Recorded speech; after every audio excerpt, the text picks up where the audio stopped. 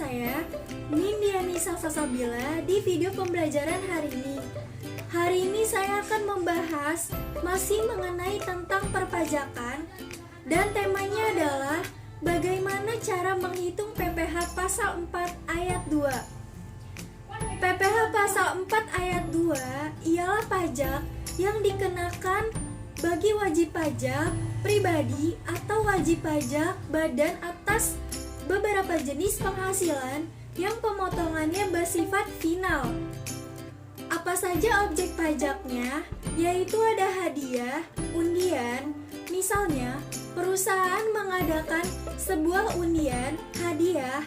Nah, itu bisa kena pajak PPh pasal 4 ayat 2. Ada lagi bunga dari deposito, peredaran buto atau omset penjualan dan transaksi saham, dan ada lagi pengalian harta, kemudian ada usaha konstruksi dan sebagiannya. Dari semua itu, siapa yang memotong PPh pasal 4 ayat 2? Yang pertama ada koperasi, kedua penyelenggara kegiatan, ketiga otoritas bursa, keempat bendaharawan. Nah, itu bisa memotong PPh pasal 4 ayat 2. Lanjut, objek dan tarif PPh pasal 4 ayat 2 kita akan bahas lebih dalam lagi, yaitu ada bunga, deposito, tabungan, dan diskonto SBI.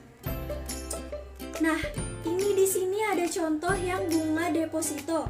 Perhitungannya, Aditya menyimpan uang deposito di Bank BCA sebesar 100 juta dengan tingkat bunga 12% per tahun.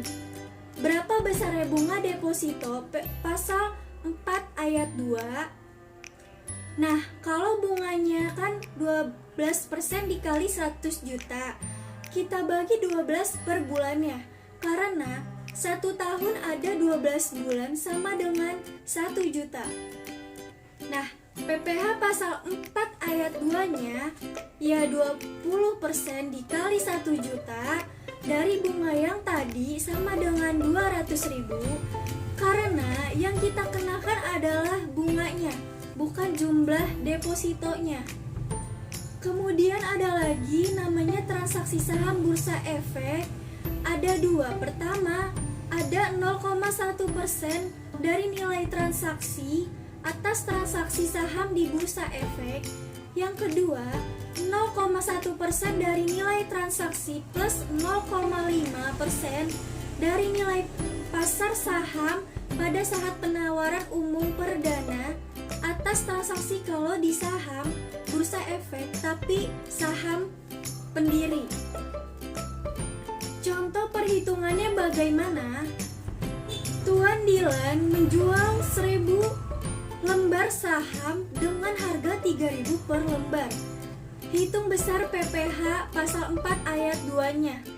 Jadi, tinggal kita kalikan 0,1% dari harganya 3.000 per lembarnya dikali total ada berapa lembar, yaitu 3.000 dikali 1.000 lembar dikali 0,1% sama dengan 3.000.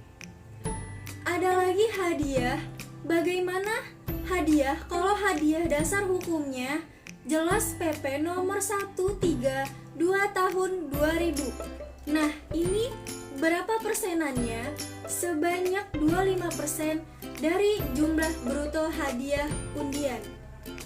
Misalnya, perusahaan itu punya, contohnya seperti ini, mengadakan penarikan hadiah dengan undian senilai 100 juta, disebut namanya Budiman, muncul sebagai pemenang. Berapa PPh 4 pasal ayat 2-nya yang harus dibayar? Tinggal kita kali 25% dari 100 juta. Tadi sama dengan 25 juta. Next, selanjutnya ada sewa tanah atau bangunan. Dasar hukumnya jelas ada di PP nomor 34 tahun 2017 sebesar 10% dari jumlah bruto.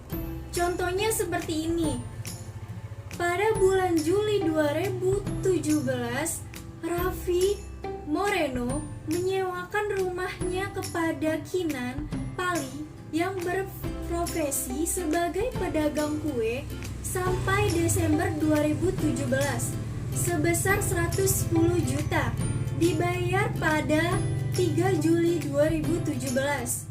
Coba hitung besarnya PPh pasal 4 ayat 2-nya, yaitu jumlah brutonya 110 juta, kita kalikan 10% hasilnya 11 juta. Kemudian ada juga bunga simpanan yang dibayarkan anggota koperasi. Jadi, biasanya koperasi kan punya biaya simpanan. Nah, bunganya ini juga kena PPh pasal 4 ayat 2. Dasar hukumnya itu PP nomor 15 tahun 2009.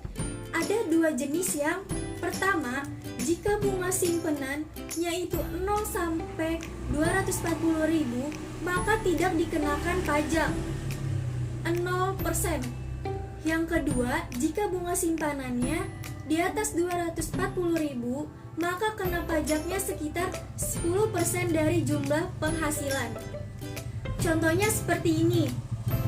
Koperasi Sumber Rezeki membagikan bunga simpanannya kepada anggota, yaitu Rosita mendapatkan bunga simpanan bulan Januari senilai 350.000. Di bulan Februari 2017 senilai 200.000. Nah, berapa besar PPh pasal 4 ayat 2-nya? Karena di bulan Januari lebih 240.000, maka kita kalikan 10%, tarifnya sama dengan 35.000. Nah, karena di bulan Februarinya itu dia besarnya hanya 200.000, kan tidak sampai 240, maka kita kalikan 0%, hasilnya ya 0. Selanjutnya, untuk PPh pasal 4 ini untuk WP yang memiliki peredaran bruto atau omset sampai dengan 4,8 M. Jadi kalau ada perusahaan yang CV PT yang usahanya itu 4,8 miliar, 0 sampai 4,8 miliar, maka kena pasal PPh 4 ayat 2. Gimana contoh perhitungannya? Ibu Olivia adalah seorang merchant yang menjajakan batik secara online di marketplace. Total omset tahun 2017 senilai 160 juta. Berapa dia yang harus bayar pajak PPh pasal 4 ayat 2-nya? Kita rincikan setiap bulannya. Ada berapa penghasilan yang didapatkan? Januari berapa, Februari berapa, sampai Desember. Kemudian kita kalikan 0,% dari setiap omset di setiap bulannya. Hasilnya seperti di layar. Tinggal ditotalin aja sampai bulan Desember. Nah, itulah tadi tentang PPh pasal 4 ayat 2. Seperti biasanya di akhir sesi, saya mengucapkan apabila ada salah-salah kata, mohon dimaafkan. Wassalamualaikum warahmatullahi wabarakatuh.